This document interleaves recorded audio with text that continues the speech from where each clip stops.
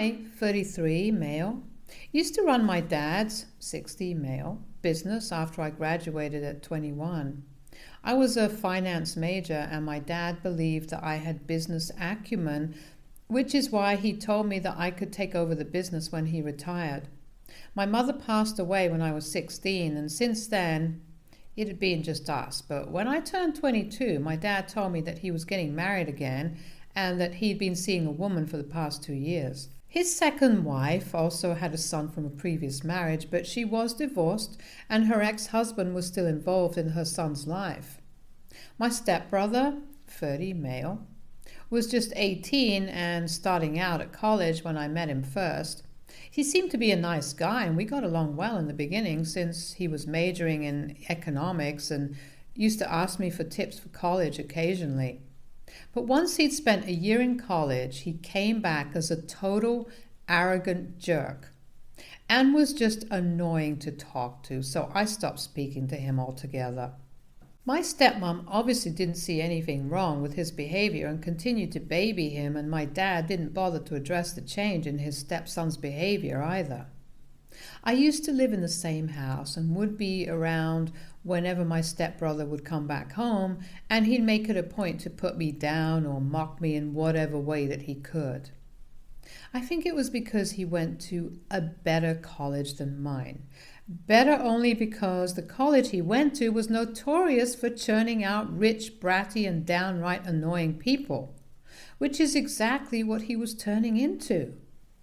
But I managed to ignore him somehow, and that's the way it was for 2 whole years until my stepbrother graduated and my dad announced to our family that he was going to let his stepson take over the business now, so that he could kick back and relax. I wasn't happy with that because he'd promised me that position earlier. I was also his son by blood and had been working day and night for my father's business. I'd been running my dad's business for the last 3 years anyway when my stepbrother was off at college, so it was natural for me to inherit the business and not him. But my dad felt that my stepbrother had had a better education and would be more capable and competent than I was. He told me that I could work under my brother and handle the finances only, since that was my forte. But I wasn't okay with working for my brother, especially when I'd been working so damn hard to prove myself worthy of being the boss for 4 whole years. Even before my dad married my stepmom and my stepbrother came into our lives. He only had the knowledge that he'd gained from college. He had no idea what a hands-on experience of running a business was like, unlike me.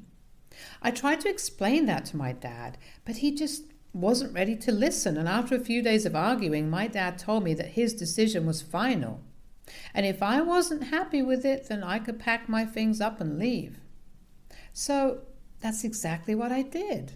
I stayed at a friend's house for a few days after that until I got a job, and once I received my first paycheck, I rented an apartment with 2 other people and worked my way up from there. I still remember very distinctly that my first room was a pale blue that really helped me calm my nerves whenever I'd come back from work, frazzled, exhausted, and still hurt over my dad's betrayal.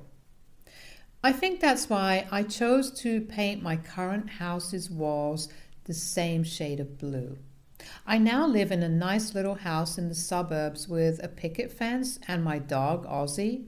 I'm a financial consultant at a huge company and lead a lonely but comfortable life. I didn't ever speak to my dad or anyone else from my family after I left, and I've only kept in touch with a handful of my friends. I've had to work really hard, and in the process, I lost touch with a lot of people, but I'm okay with that because that just meant fewer people to remind me of the past and my home. My dad's house is just a 3-hour drive away from where I live now, but to get where I am now, it took me 8 whole years.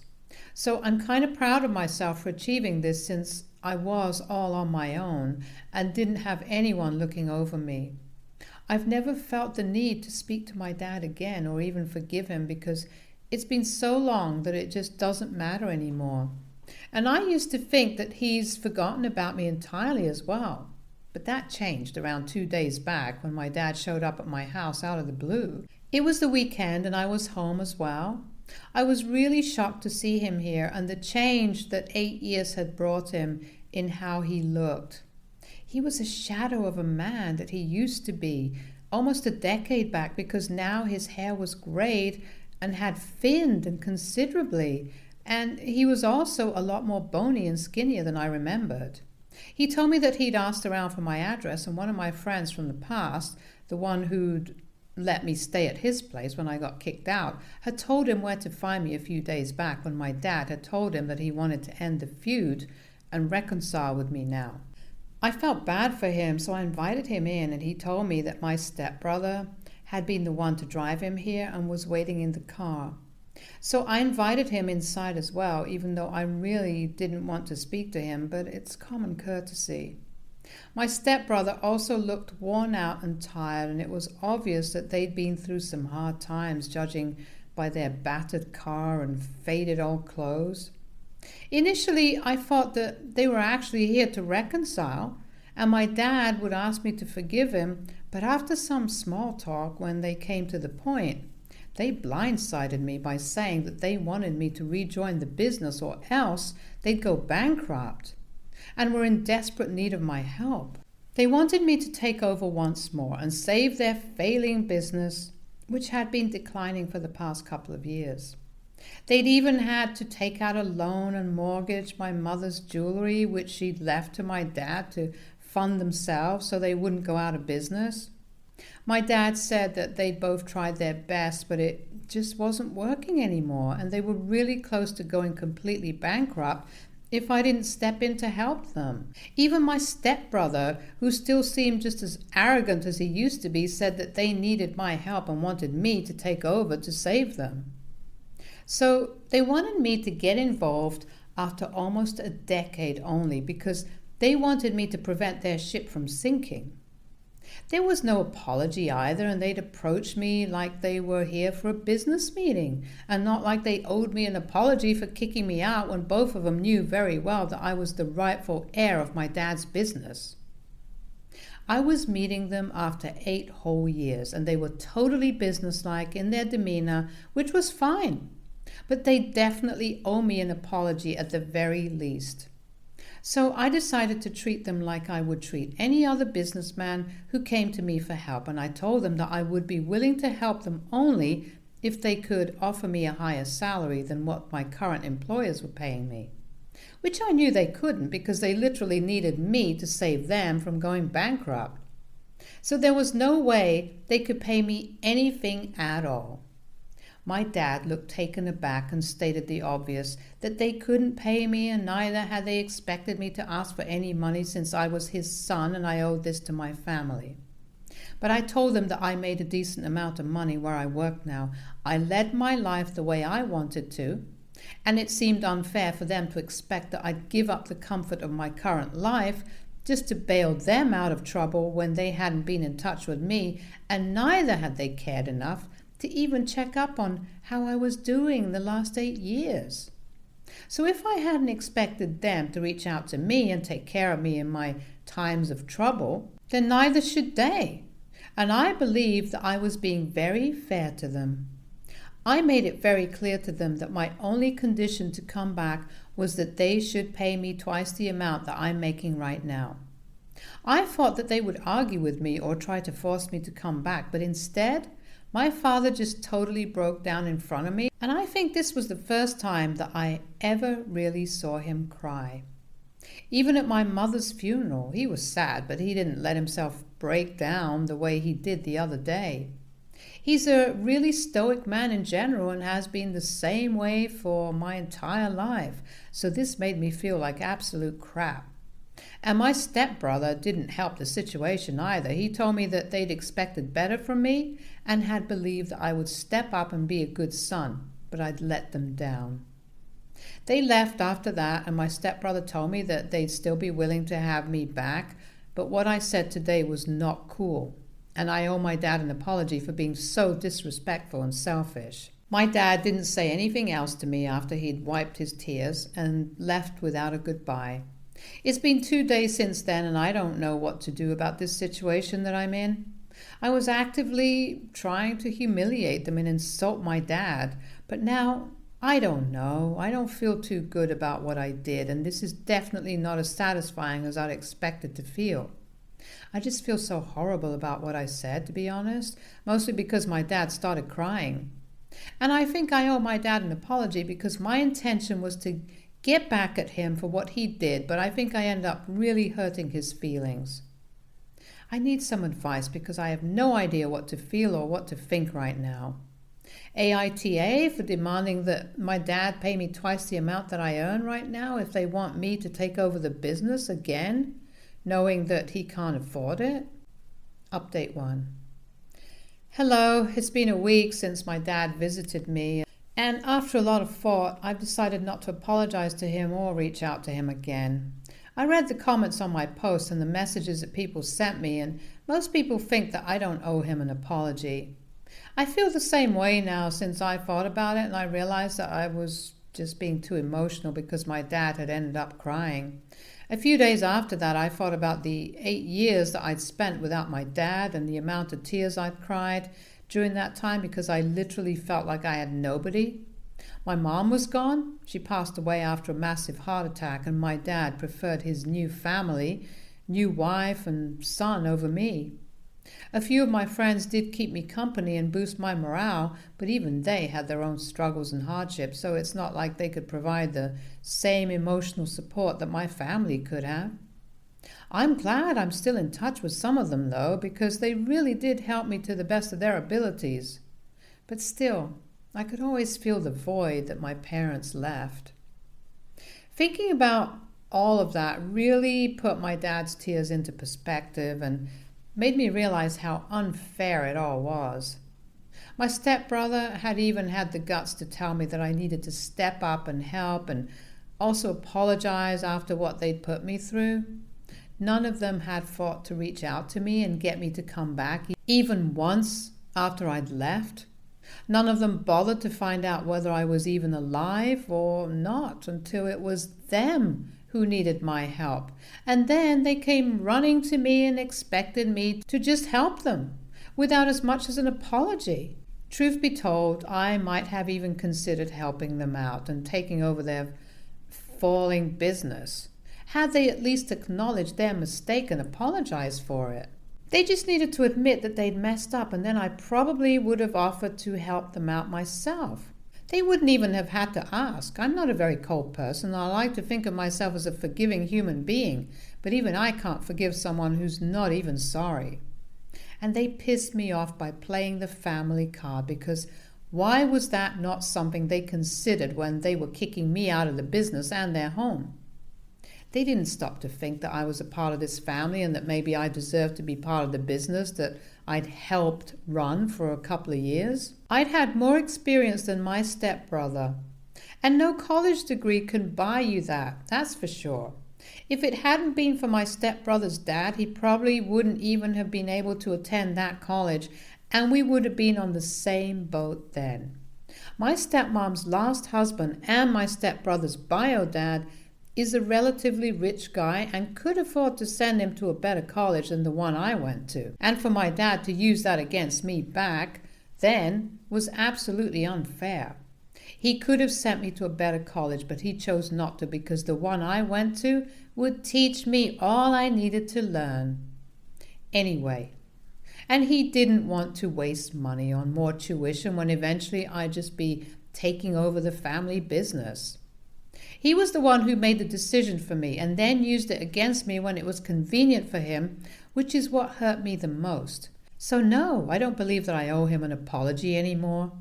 And if they contact me again, then I'll tell them once and for all that I'm not interested in coming back. I've built a life for myself far away from them now, and that's the one I'm going to choose. Update 2. My stepbrother texted me today to ask if I had given any thought to their offer, and I told him that I wasn't coming back, so thanks but no thanks. I'd already blocked them all a few years after I'd left, but I hadn't changed my number since then, so they knew how to find me if they wanted to. My stepbrother had probably changed his number, which is how he'd been able to text me. He wasn't happy with my response and decided to call me up several times, but because I was at work, I wasn't able to respond. This happened in the morning, and once I was done with work, I decided to block his new number as well on my way back home, but then turned out to be kind of pointless because once I got back home, I noticed my dad's car parked right outside my house. I was really annoyed to see that. And when I was about to do it, I heard my stepbrother call out to me, but I pretended not to hear and went inside as fast as I could and then slammed the door shut. I was in no mood to deal with him after work, so even when I heard him knocking on the door and demanding that I let him in, I said that I wasn't interested in talking to him and that he needed to leave right away if he didn't want me calling the police to escort him out. And then it was the usual. He started accusing me of being selfish and said that I was being cruel on purpose just because Dad had chosen to let him take over almost a decade back. And now I was bitter and vengeful, which is why I was refusing to help them. I didn't even try to justify myself and agreed then, asked him to leave again or else I really would report him. And that's when he finally left after letting out a string of expletives against me, as if that would make me feel bad. I'm thinking about tightening the security around this place because it's not that bad for them to mess with me, but I absolutely can't let them mess with Ozzy. Update 3. Okay, so I had to take a day off of work today because of what happened yesterday and everything that I got to know about my family. All I can say is my dad is a seriously messed up person and I have no idea why he would confess the things he did yesterday.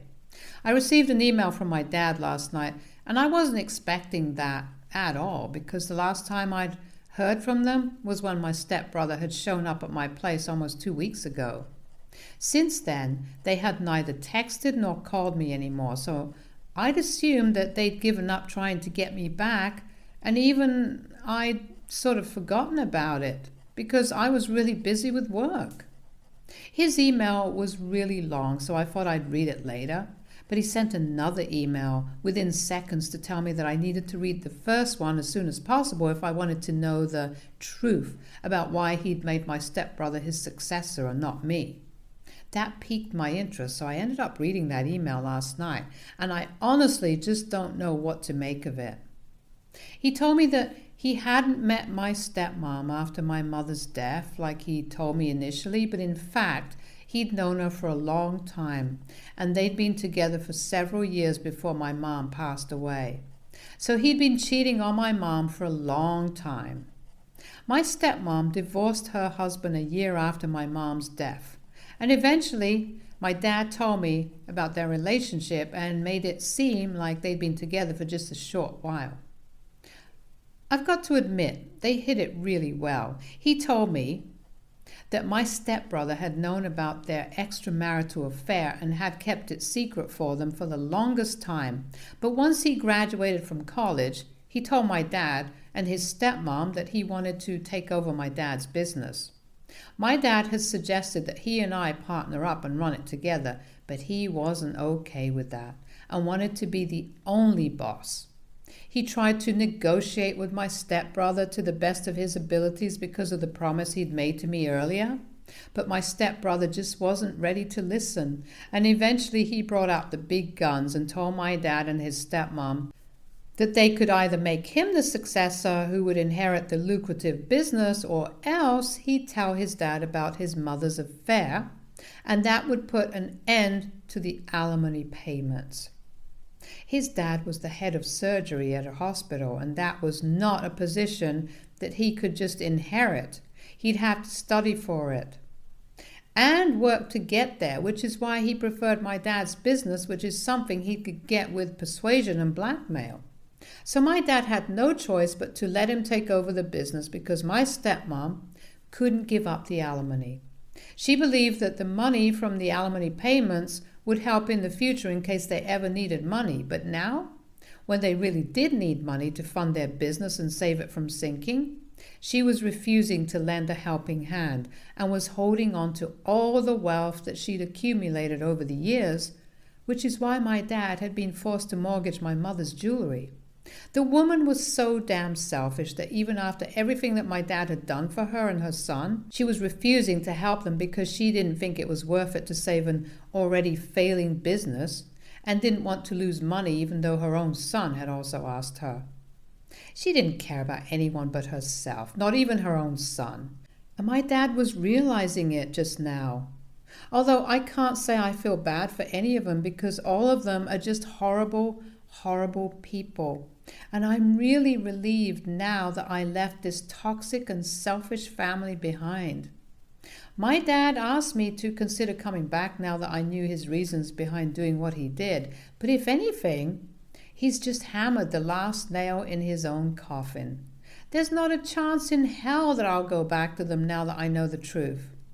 He's been cheating on my mother, and I think now it's just his bad karma catching up to him. So for him to think that I'll actually feel bad for him and come back out of pity is just delusional.